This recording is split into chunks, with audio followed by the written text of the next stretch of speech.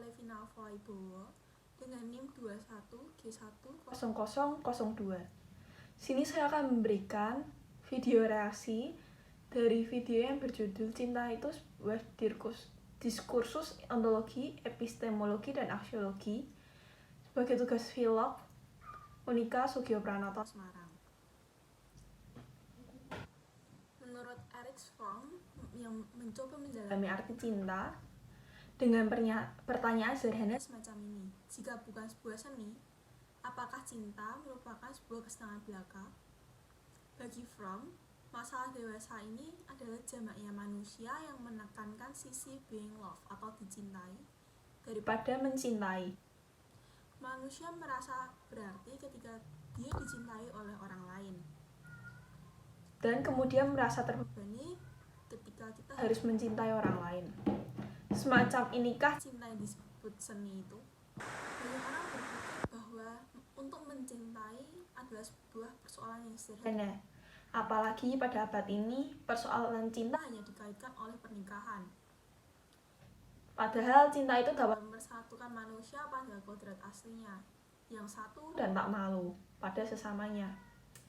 Hanya cinta yang dapat menjadikan manusia sebagaimana keadaannya saat pertama kali diciptakan, di mana tak ada kebencian dan tak ada kejahatan. Tanpa cinta, humanitas tak akan pernah ada barang sehari pun, kata Erich Fromm. Berikut ada kutipan menarik dari tulisan Erich Fromm dalam bukunya, yaitu The Art of Loving. Love is an activity, not a passive effect. It is a standing in, not falling for. In the most general way, the active character of love can be described by stating that love is primarily giving, not receiving. Memang benar, cinta itu memang bukan tentang jatuh cinta, melainkan berdiri menerima cinta. Manusia tidak menerima dalam keadaan jatuh, melainkan menyambutnya dalam keadaan berdiri. Ketika merasakan cinta, manusia berdiri di dalamnya, menikmati setiap sisi dan sentuhan cinta. Ketika merasakan cinta, manusia mengalami kepenuhan kodratinya sebagai manusia. Ketika dua manusia mengalami cinta, yang ada dalam diri mereka hanyalah kesatuan, bukan keterpisahan. Dalam hal ini pula Fromm memperoleh kebenarannya, yaitu ketika ia mengatakan bahwa cinta yang membawa manusia pada keadaan awalnya yang satu dan tanpa malu. Dalam cinta, manusia dapat melihat samanya bukan sebagai asing, melainkan dirinya yang lain. Demikianlah cinta kemudian merasuki segenap manusia. Menurut saya, cinta itu nyata. Kita bisa mencintai orang lain dan diri sendiri. Terlihat dari aktivitas sehari-hari, seperti sentuhan dengan orang-orang yang kita cintai membuat kita menjadi lebih semangat. Merawat diri dengan cara makan, mandi, melakukan hal-hal yang menyenangkan bagi diri kita sendiri, dan banyak aktivitas sehari-hari lainnya. Ontologi cinta.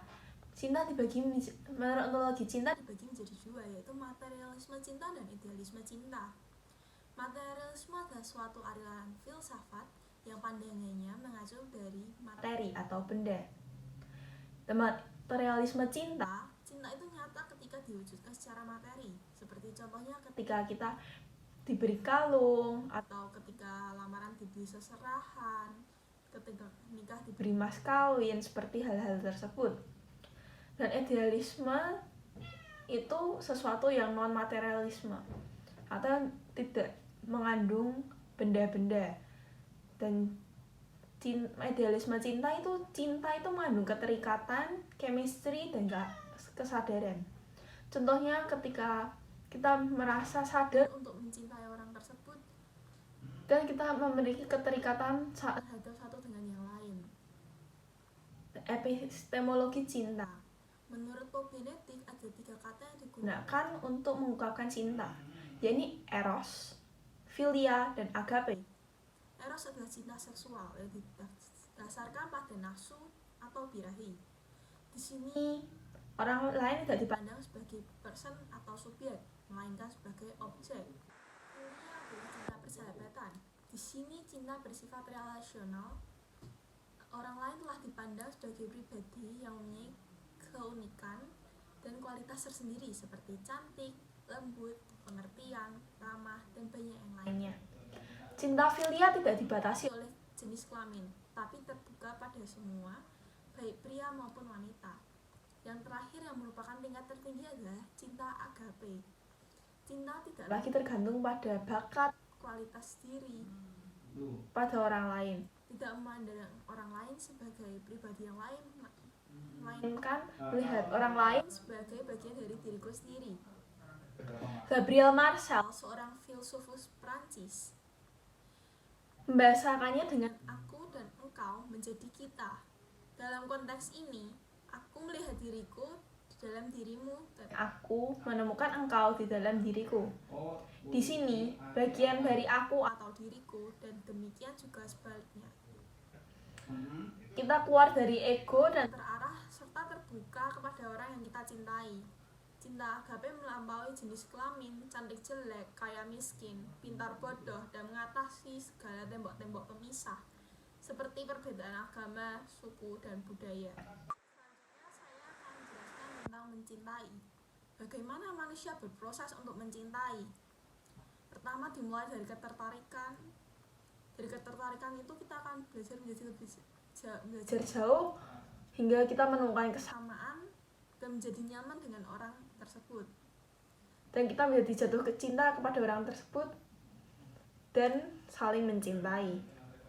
Dan menurut saya arti mencintai itu ketika kita bisa menerima seseorang dari kelebihan dan kekurangannya dan mampu untuk saling melengkapi satu sama lain.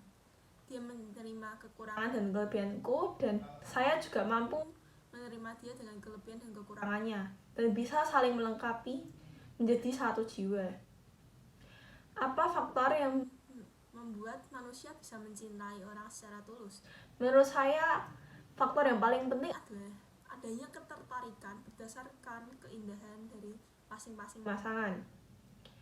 Baik keindahan secara fisik seperti mata yang indah, senyum yang indah, dan banyak ketertarikan lain seperti personality, seperti orang yang ramah, pengertian, baik, sabar, dan banyak hal lainnya yang membuat kita tertarik kepada dia.